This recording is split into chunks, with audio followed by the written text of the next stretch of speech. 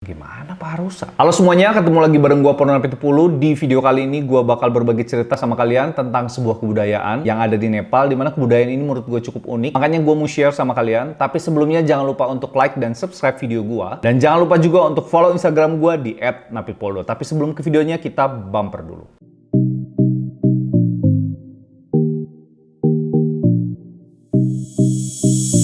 Sebuah tradisi di Nepal mempercayai adanya seorang manusia dengan julukan Dewi Kumari yang terlahir sebagai Dewi Telaju. Masyarakat ini percaya bahwa kehidupan mereka dilindungi, dijaga, dan diawasi oleh Dewi tersebut. Dewi Telaju lalu bereinkarnasi dalam sosok seorang anak perempuan yang belum mengalami pubertas yang dijuluki Kumari. Ada tradisi di mana seorang balita perempuan memiliki kemungkinan untuk memenuhi takdirnya sebagai Dewi Kumari yang disembah oleh seantero negeri. Dahsyatnya lagi, bahkan seorang raja ini harus mendapatkan restu dari Kumari terlebih dahulu agar kekuasaannya dianggap sah oleh para pendeta maupun rakyat. Tradisi ini berawal di abad 12 sampai 17 Masehi. Dulunya Kumari ini dipilih oleh ratu yang memerintah. Namun saat ini wewenang dalam memilih Kumari diberikan kepada kepala pendeta. Kumari digambarkan sebagai sosok perempuan yang memiliki 3 mata, 2 di sisi kiri dan kanan, dan 1 lagi di tengah keningnya. Jadi kayak ada 3 sisi mata berbeda gitu. Dewi yang dianggap sebagai dewa hidup ini diangkat sejak masih kecil. Rata-rata usia mereka adalah 3 sampai 5 tahun. Jabatan Dewi Kumari ini akan berakhir ketika sang gadis tersebut sudah mendapatkan menstruasi. Jika peristiwa tersebut terjadi, maka Kumari penggantinya harus segera diangkat agar tidak ada periode kekosongan di Nepal, di mana nantinya Kumari yang diganti pun akan berubah kembali menjadi manusia biasa. Jadi anak kecil ini diangkat, ketika dia hendak mendapatkan haid pertama, dia diganti sama Kumari yang baru. Sejarah ini berawal dari raja terakhir dinasti Mali yang telah berjaya, yang tadi udah gue sebut, sekitar abad 12 sampai 17 Masehi, yang pertama kali memulai tradisi ini. Rajanya bernama Jaya Prakash Mala. Katanya si raja ini sering mengadakan pertemuan rahasia dengan Dewi Telaju. Diam-diam, si istri raja ini memututi suaminya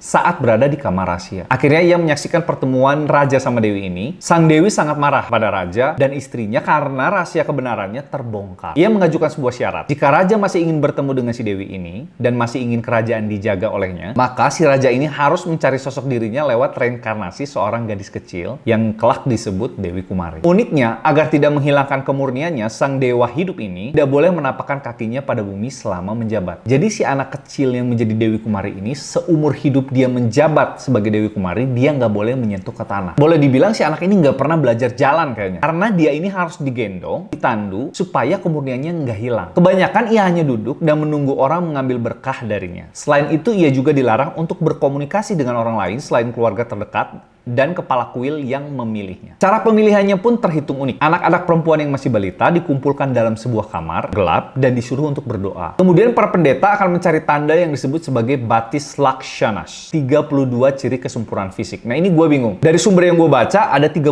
atau 39, tapi gue sebut aja di sini 32 ciri kesempurnaan fisik. Beberapa ciri yang dicari dari anak perempuan ini adalah cukup unik menurut gue, seperti paha yang seperti paha rusa, dada bidang layaknya singa, dan bulu mata seperti yang dimiliki sapi. Selain itu, Kumari yang terpilih biasanya tidak memiliki noda atau bekas luka di dalam tubuh mereka. Jadi harus mulus. Sedangkan pemilihan anak perempuan ketimbang wanita dewasa adalah karena hanya anak-anaklah yang melambangkan kemurnian karena tidak mengalami menstruasi. Berbicara tentang Dewi Kumari di masa sekarang, ada yang namanya Ramesh Bajakarya. Dia adalah seorang ayah yang anaknya menjadi seorang Kumari. Ia mengaku tidak pernah menyangka dan menginginkan bahwa anaknya akan menjadi seorang Kumari. Dia mengatakan bahwa hal tersebut ditakdirkan begitu saja di dalam keluarganya. Paling menantang, kata dia, adalah di usia muda seperti itu si anak kecil nggak boleh kemana-mana. Ia mengaku bahwa menjadi Kumari adalah hal yang cukup berat untuk anaknya. Tapi bagaimanapun ia sadar bahwa takdir telah memilih anaknya. Untuk mempersiapkan diri menghadapi kehidupan di luar kuil, si ayah ini mengatakan bahwa ia sudah membekali pendidikan formal dan mengajari anaknya bermain biola untuk mengisi waktu luang. Jadi kebayang nggak sih si anaknya ini seumur-umur menjadi Kumari, si anaknya boleh dibilang nggak bisa berjalan, nggak bisa melakukan kegiatan rumah. Kemudian Bipsa Bajakarya adalah kakak dari sang Kumari yang menjabat saat ini, yang mengaku bahwa adiknya memiliki cara tersendiri untuk bahagia sebagai anak-anak. Seorang Dewi Kumari hanya boleh keluar dari kuil dalam 1 tahun itu hanya boleh 1 kali, yaitu pada saat festival Woto Jatra. Festival itu adalah perayaan yang diadakan untuk mensyukuri nikmat atas datangnya musim hujan dan panen. Saat festival berlangsung, semua orang akan berdiri di pinggir jalan membawa anak-anaknya sambil berlutut, di mana di sana Kumari hanya boleh digotong dengan tanduk emas atau digendong oleh pengawal khusus. Jadi si Kumari ini tidak boleh sama sekali menyentuh tanah. Warga menganggap menganggap bahwa wajar jika kehidupannya tidak sama dengan orang umumnya. Nah, para pengunjung yang datang untuk melihat dan menikmati Boto Jatra ini biasanya juga akan menyempatkan diri untuk berdoa bersama dengan anak-anak sembari meminta berkat dari Kumari. Ini mungkin maksudnya ditujukan terhadap orang tua mereka ya. Tidak lupa juga setelah berdoa, mereka akan meninggalkan persembahan di nampan yang menjadi tempat menapaknya kaki Kumari. Persembahan itu biasanya berbentuk uang. Kemudian ada yang namanya Somika Boirakasya. Dia adalah mantan Kumari, pertama mengenyam pendidikan sekolah setelah masa kedewiannya berakhir. Setelah menjalani kehidupan normal, ia mulai membiasakan diri dengan bekerja sambil kuliah dan merasa bahwa kini hidupnya baik-baik aja, kata dia. Seperti yang dipublikasikan oleh Vice, salah satu digital media di Amerika sana, ia mengaku bahwa kehidupannya memang terbalik 180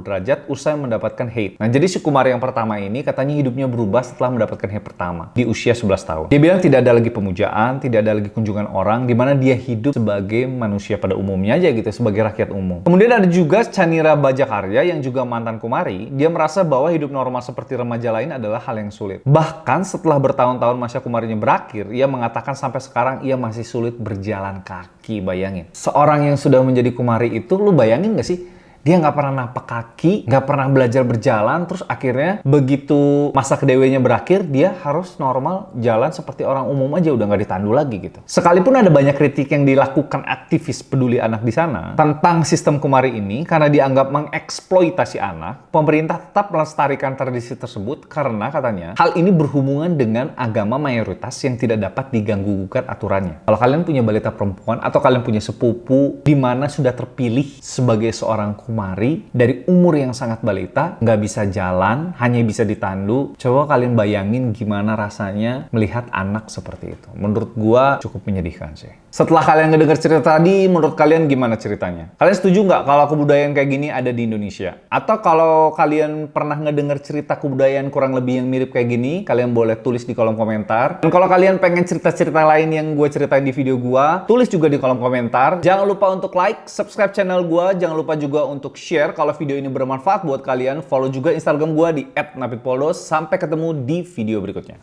Dah.